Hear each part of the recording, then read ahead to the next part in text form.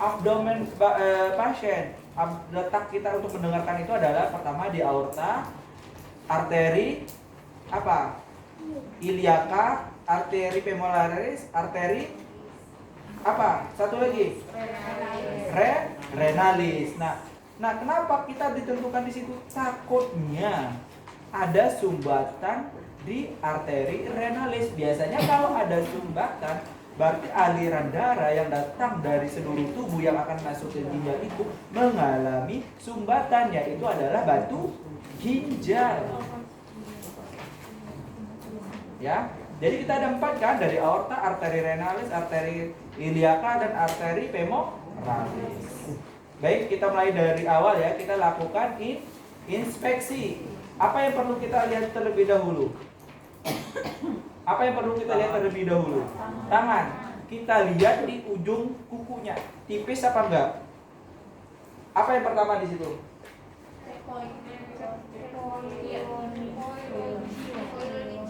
Kolinicia itu adalah kulit. Ini bukan kulit, tipisan kulit kuku disebabkan karena kekurangan zat besi. Jadi dia tipis sekali, mudah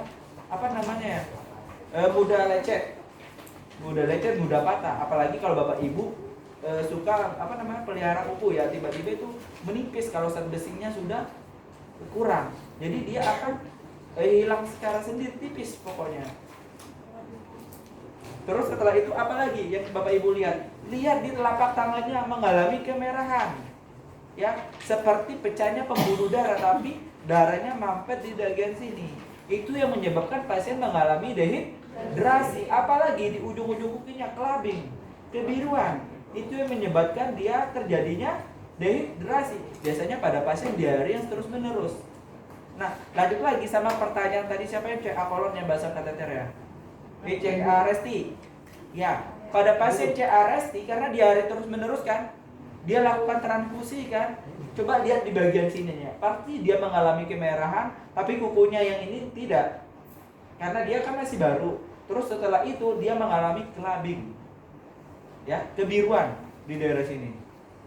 Nah, itu yang menandakan bahwa kita ini curigai dia itu adalah dehidrasi berat. Selain tangan, apa lagi yang perlu kita lihat? Wajah. Kenapa wajahnya? Pak, minta tolong maskernya dibuka, Pak.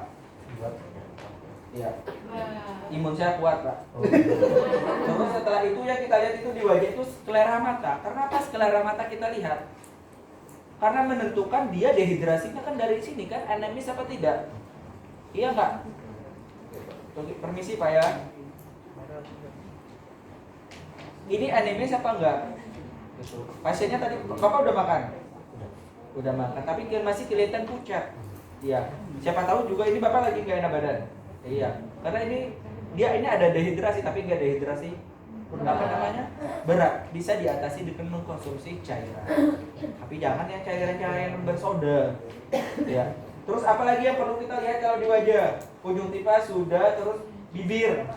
Bibir Bapak ini masih lembab, tapi bukan dehidrasi yang terlalu berat. Kering juga, ada kering sedikit. Terus kita lihat pembesaran kelenjar getah bening. Tidak ada terjadinya pembesaran kelenjar getah bening. Terus kita lihat itu di ekstremitas bagian bawah. Dia mengalami pembengkakan apa tidak? Nah, kenapa pada pasien dengan perkemihan selalu bengkak di ekstremitas bawah? Ya, bisa aliran darah balik namanya. Nah, kalau pada sistem perkemihan karena intrasel sama ekstrasel itu tidak mampu menyerap cairan lagi untuk masuk ke dalam selnya. Jadi di luar ekstrasel semua. Jadi dia keluar ke bagian ekstremitas bawah. Pernah lihat kasus yang tadi malam meninggal yang berat badan 300 yang itu kan? Kasusnya bukan Pak. Di RSCM. Iya, betul Pak. Katanya di situ ada cacing 3 ya. Cacing apa? Cacing katanya 3 yang ada di kaki gajah ini. Iya kan? Karena ada cacing 3 itu kata dokter spesialisnya bicara. Terus setelah itu dia digigit oleh berbagai macam nyamuk. Ya kan? Kalau nyamuk Aedes aegypti cuma DBD doang. Kalau di dia tuh semua macam nyamuk. Gitu. Ya kan, betul Bu ya? Makanya itu. Nah, tapi kalau ini bukan kaki gajah, nauzubillah min dzalik. Lalu kita ibaratkan kenapa sih pada pasien dengan gangguan perkemihan ini selalu odemnya di bagian ekstremitas bawah. Ya itu salah satunya pada pasien CKD juga selalu bengkak di situ kan, karena itu adalah racun yang harus dikeluarkan melalui mesin dialiser. Oke, setelah itu lanjut ke abdomen. Nah, kita lihat abdomen. Permisi Pak, buka bajunya. Kita lihat. Kalau pasien mengalami perutnya kekuningan, pucat, itu menandakan juga dia dehidrasi. Kita cubit juga. Terus setelah itu kembalinya lebih pelan, lebih lambat, itu mengalami juga dehidrasi. Itu. Kalau pada pasien dengan CRS itu tadi pasti baliknya lama karena dia kan BAB darah, kadang darah segar, tapi nggak mesti darahnya keluar. Darah segar, tiba-tiba BAB kayak tai bebek itu loh. Ya, tai bebek, tapi dia diikutin sama BAB-nya, gumpalannya tuh ada lendir. Gitu.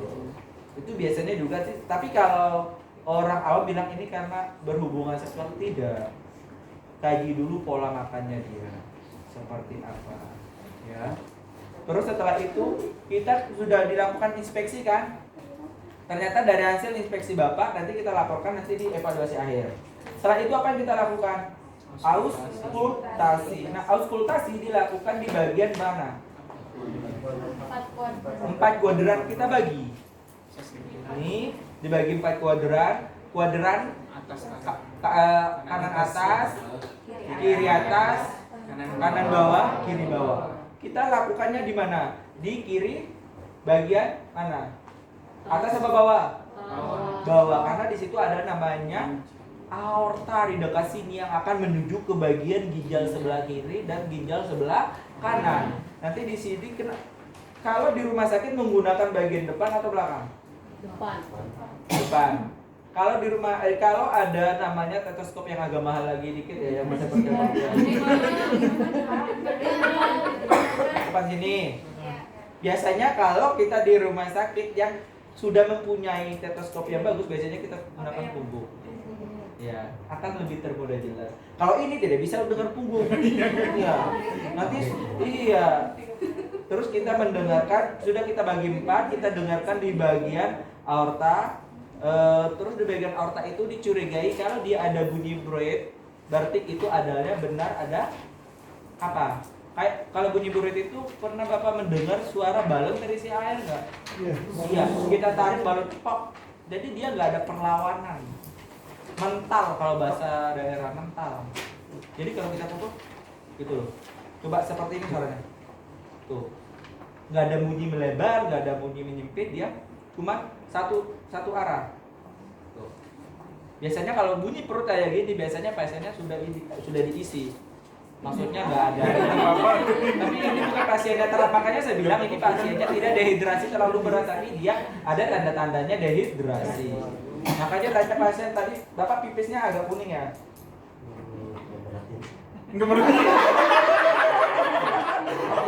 Oke, kita mendengarkan di bagian ini sudah dibagi 4 kuadran. Kita dengar di bagian tadi aorta, arteri renalis, arteri iliaka, sama femoralis. Nah, kalau di situ ada bunyi berit, berarti di situ adanya ini sumbatan di bagian apa? Aliran darah yang membawa darah ke dalam ginjal, karena darah itu masuk melalui arteri renalis, baru masuk ke bagian kapsul Bowman. Nanti dari kapsul Bowman akan masuk ke glomerulus. Dari glomerulus akan dimasukkan lagi ke mana? Nefron. Nah, satu ginjal itu memiliki 1.300 nefron. Kalau ada sumbatan di sini, terus tiba-tiba ini sumbatan ini masuk ke bagian nefron, rusak nggak ginjalnya Bapak? Rusak. Tiba-tiba Bapaknya nyeri sebelah sini, nyeri. Terus tiba-tiba nyeri punggung, pipisnya kayak orang anyang-anyangan, ya kan? Pipisnya sedikit, mau pipis tapi nggak tuntas. Berarti adanya benda asing yang mengerada di bagian kalik Bapak. Yang lama kelamaan benda asing itu akan turun ke bagian vesika urinaria. Bapak pipis lebih tekan lagi, kencang, itu kencang pipisnya tertahan. Karena adanya benda asing, yaitu adalah kayak sejenis batu ginjal atau batu karang. Kayak pasir besar. Nah, makanya kenapa sih selalu nyeri? Karena di ujung dari pasir-pasir tersebut kan tajam. Gitu loh. Kalau Bapak mendorong dengan menggenggam keras, karena di bagian sisi vesika urinaria itu akan melukai. Ya, jadi fisiologisnya kayak gitu. Kenapa kok pasien dengan mengalami radang nyeri, nyerinya bisa sampai 12 jam? Ya kita ibaratkan luka di tangan aja nyeri seperti itu, apalagi di dalam tubuh. Ya kan? Biasanya kita disertai dengan kencing darah, yaitu dari luka insisiria dalam. Begitu. Baik, auskultasi ada yang mau ditanyakan? Yang 4 kuadrannya diperiksa semua, Pak. Iya, tetap diperiksa 4 kuadran karena daerah situ kan di sini ada ginjal, di sini juga ada ginjal. Jadi satu atas nanti. Iya, satu atas bawah. Jadi udah diperiksa di bagian sini, kita cek ada bunyi apa enggak. Misalnya kalau ada di sini tapi kecil, pindahkan ke bagian kiri, kanan bawah. Oh, ini di sini melebar, berarti dia posisi letak sumbatannya itu ada di misalnya di arteri renalis yang di bagian bawah menuju ke bagian afek ginjal. Sampai sini ada mau ditanyakan? Pak, yang arteri femoralis auskultasinya di sini dan Pak, di dekat rangsangan. Iya, enggak Bu. Masa mau di situ? Enggak, di arteri renalis itu di bagian dekat aorta. Femoralis. Itu kan femoralis tulisannya, maksudnya arteri yang datang dari paha ini kan. Biasanya kita kalau pipis kan dia langsung ke bagian paha, rasanya sini sakit kan. Nah, itu ada aliran namanya arteri femoralis itu yang mendekati dari pusat kami. Itu loh. Coba Bapak Ibu cubit dekat pusat itu, merasa pengen pipis nggak? Kalau kita cubit di bagian sini, nih. Bukan pusat. Nah, di sini ini agak benjol perutnya. Di sini pengen rasa pipis nggak? Pengen rasa pipis nggak? Ya karena di situ ada namanya arteri femoralis. Gitu. Di samping pusat Bu. Jadi kalau situ benar ada sumbatan, berarti di sini ada dompetnya. Iya, kanan. Makanya kalau Bapak Ibu, biasanya kalau anak kecil dulu tuh kalau pengen pipis pernah ngambil capung nggak sih, gigit kan? Gigit gitu loh. Karena itu dekat sarafnya di daerah sini. Baik, dari auskultasi ada mau ditanyakan? Jika tidak ada, kita lanjut ke palpasi. Cara melakukan palpasi pada pasien ini, tangan pemeriksa, misalnya kita pemeriksaan dulu terlebih dahulu di sebelah kiri pasien, tangan kanan ke bawah, punggung di 12, inkosta yang ke-12. Iya nggak? Coba lihat inkosta ke-12. Iya. Terus setelah itu tangan pasien, tangan pemeriksa di atas, kayak ini dirapatkan, ditekan ke bawah sambil kita tekan kayak gini. Tangan atas juga ikut naik, kita ikut naik. Pasien turun, tarik nafas dalam, kita putar sedikit. Nah, kita rasakan pasti di situ kalau dia mengalami peradangan, pasti pasiennya mengalami nyeri. Oke, tarik nafas dalam Pak. Nyeri nggak? Nyeri nggak? Nah, terus tangan kita udah tekan kayak gini, sambil diputar sedikit. Jadi kita akan rasakan di dalam. Ya. Nyeri nggak? Sambil tangan yang bawah diangkat. Diputar gimana sih Pak? Jadi bukan putar-putar kayak gini. Putarnya tekan ke bawah, tarik nafas dalam Pak. Masih ada di sini. Iya. Jadi kita akan tekan. Nah, pada pasien dengan mengalami radang ginjal ini belum ditekan pun sudah mengalami nyeri. Baik, jika belum kelihatan saya akan lakukan pemeriksaan sebelah sini. Nah, jika sebelah sini tangan kita yang ini di bawah, di inkosta yang ke 12. Oke, sudah masuk. Di sini sambil jangan di tulang rusuknya, nggak pernah angkat. Terus kita lakukan di sini. Nah, tanya pasiennya sakit ya Pak? Tarik nafas dalam Pak, tarik nafas dalam. Kayak ambil sampel. Tapi jangan terus.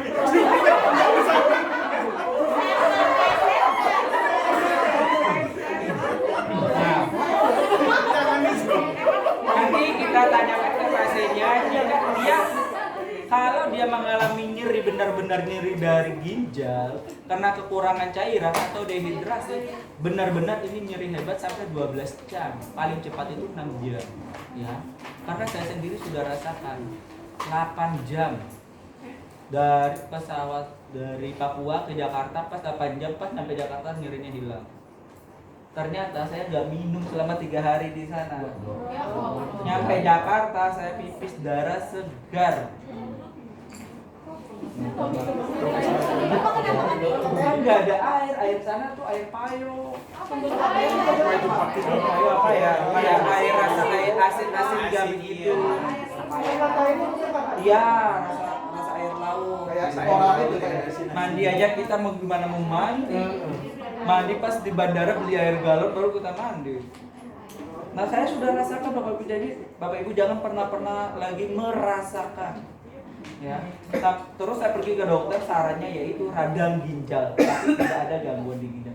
Radang ginjal, nah, kenapa sih dok kok bisa radang ginjal? Yaitu saya cari penyebabnya.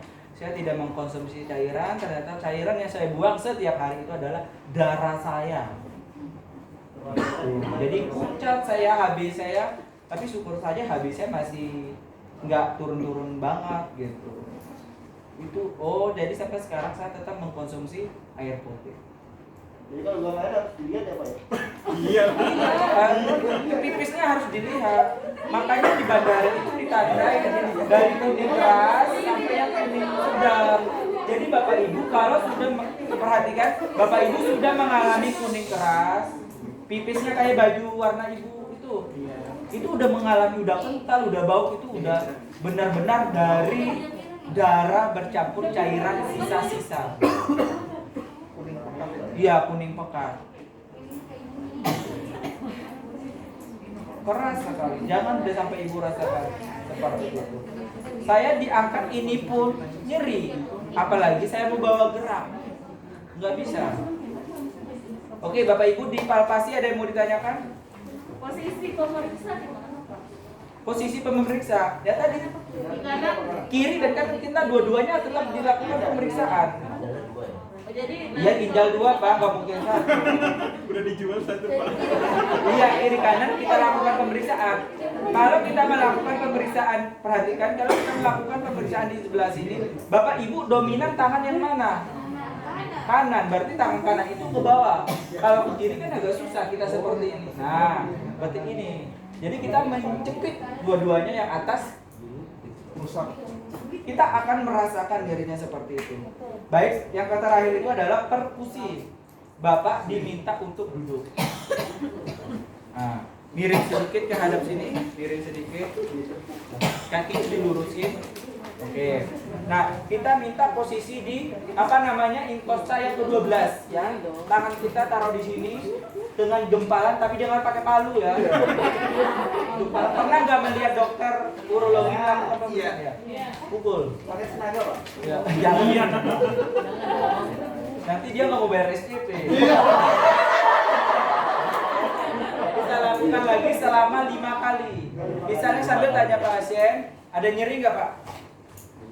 Nyeri nggak Pak? Nyeri nggak Pak? Iya.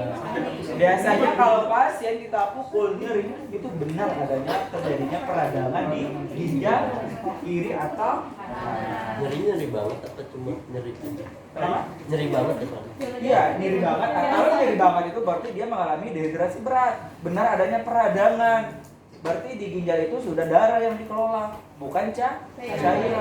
Nah, terus kita yang ke sebelah kiri, di sebelah kanan, tangan pemeriksa juga di sebelah ini di inkosta yang ke-12 juga tetap.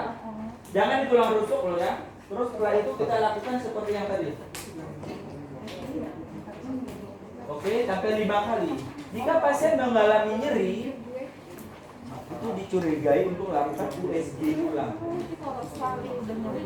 Iya, jangan. Kalau sekali sudah dilakukan nyeri, jangan diteruskan, ya. Karena Bapak Ibu sebelum pemukulan juga dipalpasi tadi ke sini sudah mengalami nyeri. Gitu. Bapak Ibu sebelum dipukul, bukan pukulan sih, perkusian di bagian belakang, Ibu palpasi juga sudah dia mengalami nyeri. Baik. Setelah itu apa yang terakhir? Yaitu di bagian perkusi, di bagian vesika urinaria. Nah, biasanya di atas ini. Di sini kan vesika urinaria. Nah, berarti pasiennya ini adalah benar kekurangan cairan karena suaranya. Nah, ya. Tapi jangan pukul kayak gini ya. Karena ini vesika urinaria. Jadi pukulnya kayak di sini aja. Kita mendengarkan suara apakah ini urinnya tertampung, nggak bisa dikeluarkan apa enggak. Biasanya kalau dia tertampung di sini berarti kita curigai ada batu ginjal. Bukan batu ginjal lagi kalau di sini, batu karang. Iya, kalau biasa medisnya batu muli ya. Nah. Baik, sampai sini ada yang Bapak Ibu mau tanyakan? Iya, di sini ini tambahan. Ya. Itu tetap ada di SOP, yang ini tambahan di vesika urinaria untuk membentuk terakhir. Bonus buat Bapak Ibu. Ya. Tapi kelas-kelasnya dilakukan. Terserah. Ya. Kenapa? Iya, itu frekuensi maksudnya suaranya. Enggak sih dihitung. Kita lihat, misalnya kalau ibu melakukan 5 kali, itu benar-benar ada 5 kali ya catat. 5 kali betul-betul benar-benar mengalami dehidrasi berat. Kalau cuma diketuk sekali nggak ada, tiba-tiba ibu pindahkan stetoskopnya ke suara yang lain, berarti ada suara, berarti itu masih kategori ringan. Dehidrasi ringan, Bu. Kalau semua area kita lakukan pendengaran menggunakan auskultasi, dia bunyi semua dengan bruit, berarti itu kita curigai dia pasiennya sudah dehidrasi berat. Tanyakan kuningnya, kencingnya seperti apa, kuning pekat, bau atau enggak. Baik, Bapak Ibu ada yang mau ditanyakan? Berarti dia nanti interpretasi terserah kita. Interpretasi maksudnya yang Hasil. hasilnya iya sesuai apa yang kita dapatkan, karena Bapak Ibu sudah dapatkan kasus nanti. Oh. Baca kasus sesuailah dengan kasus. Biasa pemeriksaan sih. Iya, jadi Bapak Ibu baca kasusnya dengan BPH misalnya ya, atau enggak BPH deh, dengan batu ginjal di sebelah kiri 2 cm, sebelah kanan 1,5 cm. Berarti itu kan nggak terlalu nyeri-nyeri banget kan? Ya, ditekan sedikit, ditekan ke dalam baru nyeri. Setelah itu hasil pengkajian disampaikan bahwa pasien setelah dilakukan inspeksi tangannya masih tidak ada namanya kelabing, cuman ada merahnya dikit, kulitnya mulai pucat. Terus setelah itu matanya anemiknya nggak begitu anemis, bibirnya nggak begitu kering tapi mengarah ke bagian kering. Terus setelah itu di ekstremitas tidak ada pembengkakan. Hasil auskultasi di sini ada suara bruit tapi di yang kedua kalinya di bagian arteri femoralis atau iliaca. Tapi Bapak Ibu kalau interpretasi langsung ke keseluruhan dari hasil pemeriksaan fisik, inspeksi, auskultasi, palpasi sama perkusi, Bapak mengalami radang di bagian ginjal, dibuktikan dari hasil palpasi dan perkusi. Ada yang mau ditanyakan lagi? Sebelum kita lanjut ke terakhir? Kasusnya BPH gagal ginjal. Bebas. Nanti saya buat yang sesusah mungkin. Bayarnya makin banyak, Pak. Oh, bayarnya makin banyak. Ya, apa? Bapak Ibu kan udah kerja, bebas bayar. Nggak bisa